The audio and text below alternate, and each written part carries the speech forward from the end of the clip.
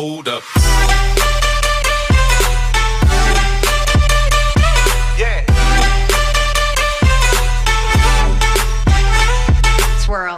എല്ലാവർക്കും ഒരു വിനീതമായ നമസ്കാരം. ടെക് മല്ലുലേക്ക് ഇന്ന് ഞാൻ നമ്മുടെ വൺ പ്ലസിൻ്റെ സ്വന്തം ബുള്ളറ്റ് ടൈപ്പ് സി ഇയർബഡ് ആണ് കൊണ്ടുവന്നിരിക്കുന്നത്. അപ്പോൾ ഇത് നമ്മുടെ എന്താ പറയുക, വൺ പ്ലസ് 60യുടെ സമയത്ത് തന്നെ ഇതിനെക്കുറിച്ച് ഒരുപാട് സ്പെക്കുലേഷൻസും മറ്റും നമ്മൾ കേട്ടായിരുന്നു.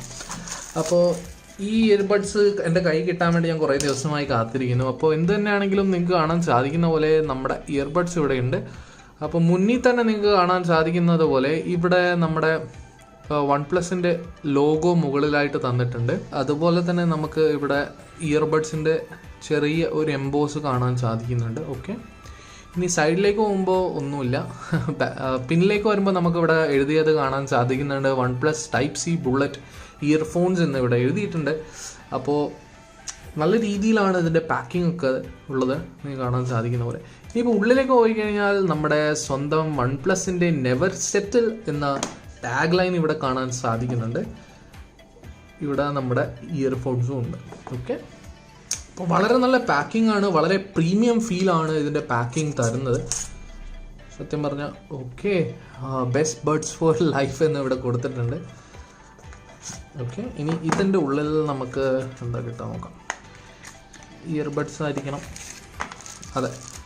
അപ്പോൾ പല സൈസുള്ള ഇയർബഡ്സാണ് ഇതിൻ്റെ ഉള്ളിൽ നമുക്ക് കിട്ടുന്നത്. ഇനി ഇതിൻ്റെ ഉള്ളിൽ വേറെ ഒന്നുമില്ല. ഇനി നമുക്ക് നേരിട്ട് നമ്മുടെ ഇയർഫോൺസിലേക്ക് കടക്കാം. ഓക്കെ, അല്ലെങ്കിൽ നമുക്ക് കട്ട് ചെയ്തെടുക്കാം. ഓക്കെ, അപ്പോൾ ഇത് തുറന്നു കഴിഞ്ഞാൽ നമുക്ക് നമ്മുടെ ഇയർഫോൺസ് ഇവിടെ കാണാൻ സാധിക്കുന്നുണ്ട്. വൺ പ്ലസിൻ്റെ ഒരു ബുക്ക്ലെറ്റ് ഇവിടെ ഉണ്ട്. വൺ പ്ലസിൻ്റെ സ്വന്തം ബുക്ക്ലെറ്റാണിത്. ഓക്കെ, നമുക്കത് അങ്ങോട്ടേക്ക് മാറ്റി വയ്ക്കാം. അപ്പോൾ വൺ പ്ലസ് ഇയർബഡ്സ് ഇതാണ് നിങ്ങൾ കാത്തിരുന്ന വൺ പ്ലസിൻ്റെ സ്വന്തം ഇയർബഡ്സ് ടൈപ്പ് സി കണക്ടറാണ് ഇതിന് വരുന്നത്. നമുക്ക് തുറന്നെടുക്കാം. അപ്പോൾ നമുക്ക് വിചാരിച്ച പോലെ തന്നെ ഇവിടെ ഒരു മൈക്രോഫോണും അതുപോലെ തന്നെ ബട്ടൺസും തന്നിട്ടുണ്ട്. ഓക്കെ, വോളിയം അപ്പ് അതുപോലെ തന്നെ വോളിയം ഡൗൺ, ഇവിടെ കോൾ അറ്റൻഡ് ചെയ്യാനും ക്യാൻസൽ ചെയ്യാനുള്ള ബട്ടണുണ്ട്. ഇനി നമുക്ക് നമ്മുടെ ഇയർബഡ്സിലേക്ക് തന്നെ പോവാം. നല്ല പ്രീമിയമായ രീതിയിലാണ് വൺ പ്ലസ് ഇതിനെ ഡിസൈൻ ചെയ്തത്. വളരെ ലൈറ്റാണ് സത്യം പറഞ്ഞാൽ.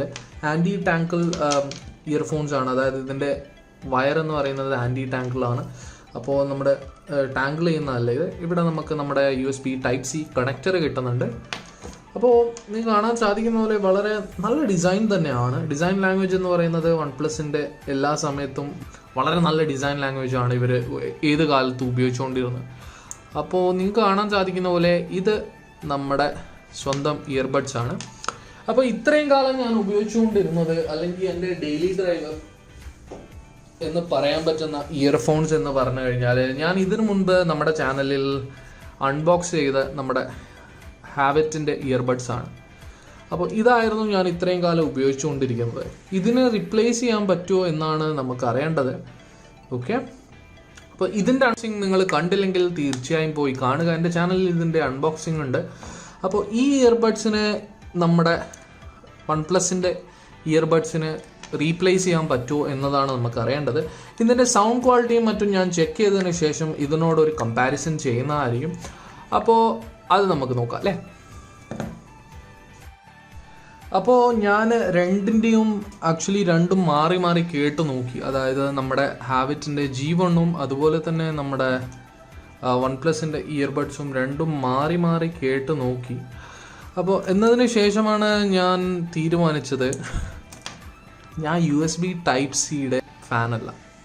എന്താ സംഭവിക്കുന്നതെന്ന് പറഞ്ഞു കഴിഞ്ഞാൽ, നമ്മുടെ ഇയർഫോൺസ് ഉപയോഗിക്കാനുള്ള ഓപ്ഷൻസ് കുറഞ്ഞു വരികയാണ്.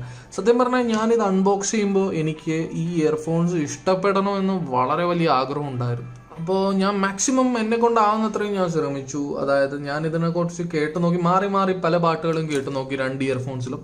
അപ്പോൾ ഞാൻ ബേസിക്കലി ഇത് വെച്ച് കേൾക്കുമ്പോൾ ഞാൻ വിചാരിക്കാറ്, അതായത് ഇതിൻ്റെ ഇയർഫോൺസ് കിട്ടിക്കഴിഞ്ഞു കഴിഞ്ഞാൽ, അതായത് OnePlus 60 തന്നെയാണ് ഞാനിത് ഇരുന്നത്. അപ്പോൾ ഞാൻ വിചാരിച്ചത്, അതായത് ഈ ഹാവറ്റിൻ്റെ ഇയർഫോൺസ് ഞാൻ OnePlus 60 കൂടെ ഉപയോഗിച്ചുകൊണ്ടിരിക്കുമ്പോൾ ഞാൻ വിചാരിച്ചുകൊണ്ടിരുന്നത് ഓക്കെ, വയേർഡ് ഇയർഫോൺസ് വരുമ്പോൾ കുറച്ചുകൂടെ സൗണ്ട് ബെറ്റർ ആയിരിക്കും എന്നതായിരുന്നു. പക്ഷേ സത്യം പറഞ്ഞു കഴിഞ്ഞാൽ വളരെ ഡിസപ്പോയിൻറ്റഡ് ആണ്. കാരണം എന്ന് പറഞ്ഞു കഴിഞ്ഞാൽ ഇത് രണ്ടും വെച്ച് നോക്കുമ്പോൾ സൗണ്ട് ഡിഫറൻസ് വളരെ മൈന്യൂട്ടായിട്ടുള്ള സൗണ്ട് ഡിഫറൻസ് എനിക്ക് കേൾക്കാൻ പറ്റുന്നുള്ളൂ. ബേസ് ആയിക്കോട്ടെ, ബേസ് എനിക്ക് സത്യം പറഞ്ഞു കഴിഞ്ഞാൽ ഇഷ്ടപ്പെട്ടത് ഇത് തന്നെയാണ്, അതായത് വയേർഡിൻ്റെ തന്നെയാണ് ബേസ് ഇഷ്ടപ്പെട്ടത്. പക്ഷേ ലൗഡ്നെസ് ആൻഡ് ക്ലാരിറ്റി എന്ന് പറയുന്നത് ഇതിനും തമ്മിൽ ഒരു വ്യത്യാസവും ഞാൻ മനസ്സിലാക്കിയില്ല, സത്യം പറയാലോ. അതായത് ഞാൻ വിചാരിച്ചത് ഒരു വയേർഡ് ഇയർഫോൺ ആകുമ്പോൾ കുറച്ചുകൂടെ ലൗഡ് ആയിരിക്കുമെന്നാണ് വിചാരിച്ചത്, കുറച്ചുകൂടെ ക്ലാരിറ്റി ഉണ്ടാകുമെന്നാണ് വിചാരിച്ചത് വോക്കൽസിനൊക്കെ. പക്ഷേ ഇല്ല. അപ്പോൾ സത്യം പറഞ്ഞു കഴിഞ്ഞാൽ ഞാൻ എൻ്റെ പ്രിഫറൻസ് ആണ് ഇത്. OnePlusൻ്റെ ഇയർഫോൺസ് വാങ്ങണ്ട എന്ന് ഞാൻ പറയത്തില്ല. കാരണം എന്ന് പറഞ്ഞാൽ ഒരുപാട് ഓപ്ഷൻസ് ഒന്നും നമ്മൾക്ക് USB Type-C ഇയർഫോൺസിൽ അവൈലബിൾ അല്ല.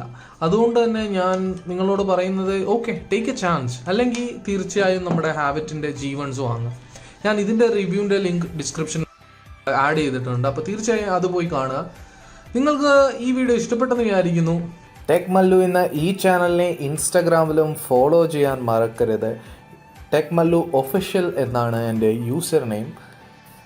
അതുപോലെ തന്നെ ഇവിടെ യൂട്യൂബിലും നിങ്ങൾ എന്നെ സബ്സ്ക്രൈബ് ചെയ്ത് ഈ ബെല്ലൈക്കൺ അമർത്തിക്കഴിഞ്ഞാൽ ഞാനൊരു വീഡിയോ അപ്ലോഡ് ചെയ്യുമ്പോൾ നിങ്ങൾക്ക് നോട്ടിഫിക്കേഷൻ ലഭിക്കുന്നതായിരിക്കും. അപ്പോൾ ഇനി അടുത്ത വീഡിയോയിൽ കാണുന്നതുവരെ നന്ദി, നമസ്കാരം.